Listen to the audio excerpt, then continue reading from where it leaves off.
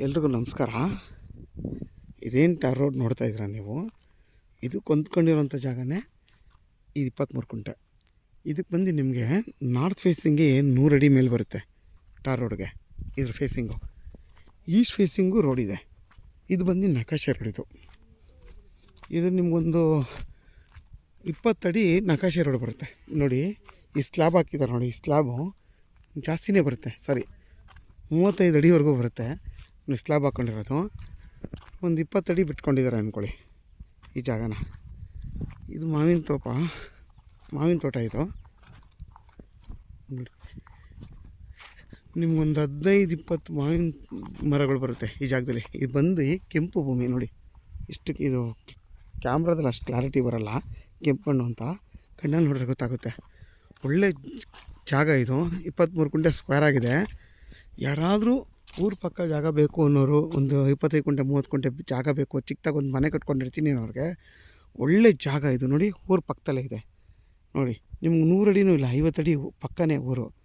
ಆರಾಮಾಗಿ ನಿಮಗೆ East facing ಮತ್ತು ನಾರ್ತ್ ಫೇಸಿಂಗ್ಗೆ ಜಾಗ ಟಾರ್ ರೋಡ್ ಬರೋದ್ರಿಂದ ಆರಾಮಾಗಿ ನೀವು ಒಂದು ಅಂಗಡಿನೂ ಕಟ್ಕೊಬೋದು. ಮುಂದಿನ ದಿನಗಳಲ್ಲಿ ಆರಾಮಾಗಿ ಒಂದು ಬಿಸ್ನೆಸ್ ಮಾಡ್ಕೊಬೋದು, ಏನಾದರೂ ಒಂದು ಕಮರ್ಷಿಯಲಾಗಿ ಮಾಡ್ಕೊಬೋದು ಅಂಥ ಜಾಗ ಇದು. ಬರೀ ನಿಮ್ಮ ಚನ್ನಪಟ್ಟಣಕ್ಕೆ 12-13 ಕಿಲೋಮೀಟ್ರ್ ಆಗುತ್ತೆ ಈ ಜಾಗಕ್ಕೆ. ಯಾರಾದರೂ ಜಾಗ ಬೇಕು ಅನ್ನೋರು ವೀಡಿಯೋದ ನಂಬರ್ ಹಾಕಿರ್ತೀನಿ, ನನಗೆ ಕಾಲ್ ಮಾಡಿ. ಆದಷ್ಟು ನನ್ನ ಚಾನಲ್ನ ಸಬ್ಸ್ಕ್ರೈಬ್ ಮಾಡಿ, ಲೈಕ್ ಮಾಡಿ, ಶೇರ್ ಮಾಡಿ.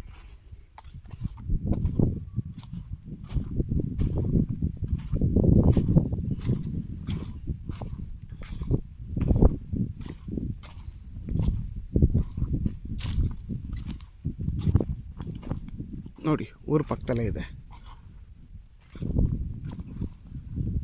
ಈ ಊರಿಗೆ ಬಸ್ ಬರುತ್ತೆ, ಬಸ್ ಫೆಸಿಲಿಟಿನೂ ಇದೆ ನೋಡಿ. ಅಕ್ಕಪಕ್ಕ ಎಲ್ಲ ಫಾರ್ಮ್ ಹೌಸ್ ಮಾಡ್ಕೊಂಡಿದ್ದಾರೆ ನೋಡಿ ಮನೆ.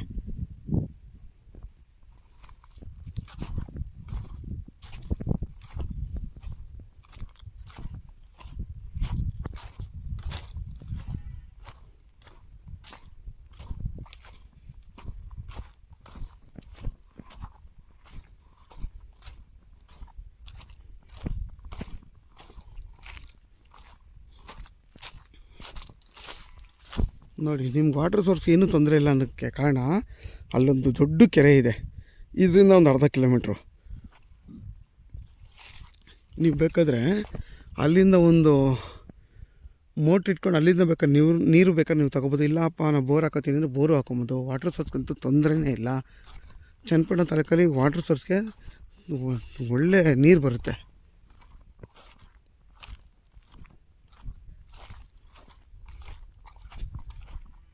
ನೋಡಿ ಕೆಂಪು ಭೂಮಿ ಇದು.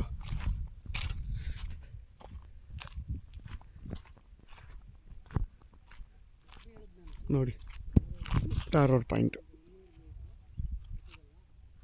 Is to north.